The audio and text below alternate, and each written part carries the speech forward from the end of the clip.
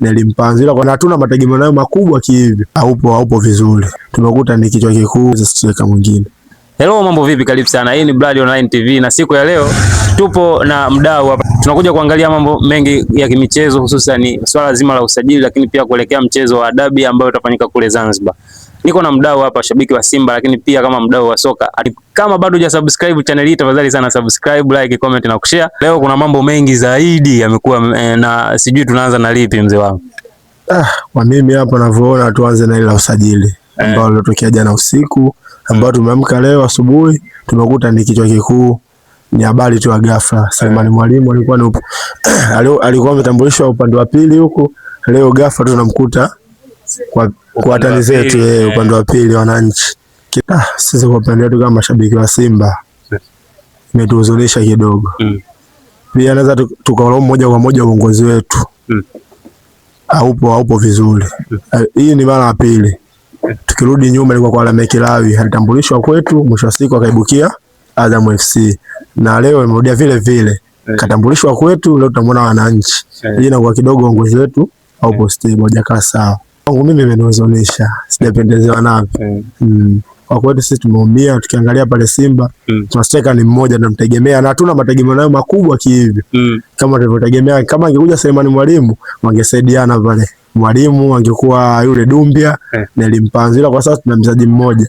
Kwa ukiangalia sisi kama timu yetu kwa upande wetu tuna viungo wengi, tuna mawaidi wengi kuliko washambuliaji. Sasa ukiangalia Mwalimu atakuwa na wakati mgumu kiasi gani kwenye kupanga kikosi, hasa kwenye mechi ya tarehe 12, hasa kwenye eneo la ushambuliaji, na ukiangalia mchezaji wake muhimu ndio hivyo ameenda Jangwani. Kwa hapo mimi kueteka ugumu hamna. Sisi kikosi chetu mama kipo. Mwalimu ni first 11 yetu ile. Mwalimu mwenyewe kiangalia alikuwa sio kama alikuwa kiplayer wetu hivyo.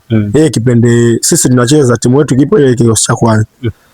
Taanza na striker yule Mpanzu, Mwalimu alikuwa anaingia sabu kuja kuongezea watu. Yaani kikosi chetu kinakuwa vile vile, ila sisi tutakosa tu backup pale mbele. Ila sio kwamba Mwalimu ndo kupiga hivyo. Anaweza kufanya tafuta mshambuliaji mwingine tofauti na Mwalimu. Ni hivyo. Okay. Sasa hivi unasema mbaki mshambuliaji mmoja, vipi kuhusu Dumbia? Yeye hamna kabisa, unamtoa kwenye credit za kuwa mshambuliaji tegemeo wa Simba. Dumbia mimi siwezi kumtoa kwa sababu ndio tulikuwa naye. Tabidi tu tumtegemee huyo, tusipopata mchezaji mwingine. Tenda naye tu hivyo. Tutategemea hivyo hata kidogo kidogo atakuwa na push. Tuone atafikia wapi. Kama tukishindwa sasa hivi dirisha hili kubwa, mwakani Januari dirisha dogo tuongeze striker mwingine.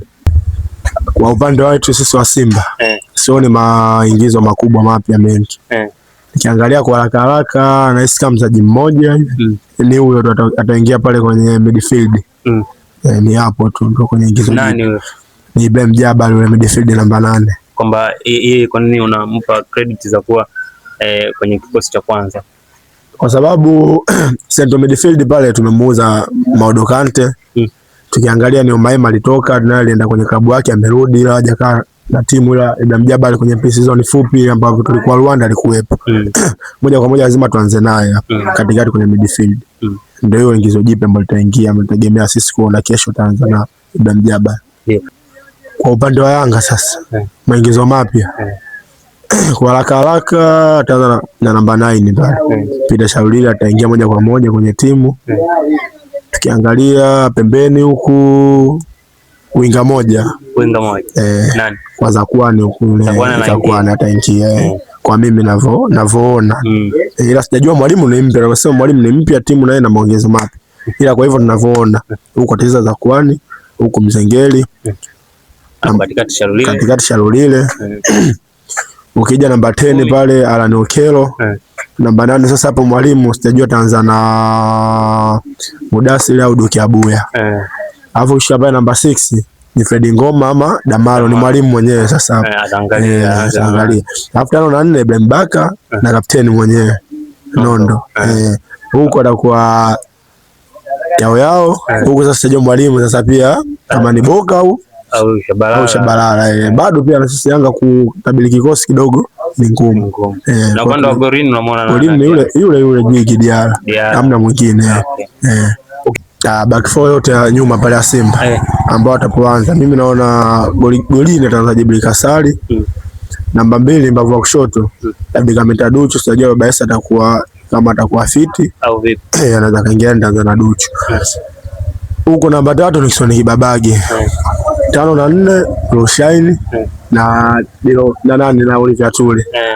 Hao ambao watakabiliana na safu nzima yote ya Yanga. Kwa sababu sisi wenyewe mainga wetu wanatembea kidogo na wanaweza kupanda na kushuka, naona kidogo inaweza ikachagiza kusaidia mafubaka yetu kukaba kupanda na kushuka wote kwa pamoja. Ikitokea Simba wameshinda, unafikiri nini kitakuwa kimewasababishia ushindi kwenye hii mechi ya tarehe 12 dhidi ya Yanga? Ikitokea tumeshinda game ya kesho, ni cha kwanza kabisa ikitokea tumeshinda, mwalimu kulinda silaha zake zote ambazo msimu uliopita kuwa nao wote kwa pamoja na ule consistency na muendelezo wa ushindi ambao tulikuwa nao msimu uliopita mpaka sasa hivi uendelevu, alafu zeni uzoefu. Maana tukiangalia hata dabi mbili hizi tulizocheza 6-3-4 ndio wenyewe tumeshindwa kuclear, ambapo tulikuwa tushinde, ila makosa madogo madogo tumeyafanya, tumeshindwa, tumepoteza game. Ila kwa sisi tukishinda itakuwa sio habari mpya sana. Ila Yanga akishinda kidogo itakuwa kwa hiyo unaona kabisa Yanga kwamba anaingia kwenye mechi akiwa kama timu ya pili. Sioni kama timu ya pili, hapa 50-50 yote inaweza kutokea. Anaweza kupata ushindi au kupoteza. Yote. Angalia Yanga watakuwa na mastrika 4. Wawili ni wewe, unaona pale ushindani wa namba ukoje kwenye hao mastrika 4? Mimi naona hapo kama hapo muongezeka mwalimu umesema, si ndio? Kama atakuja pale kupambana kweli.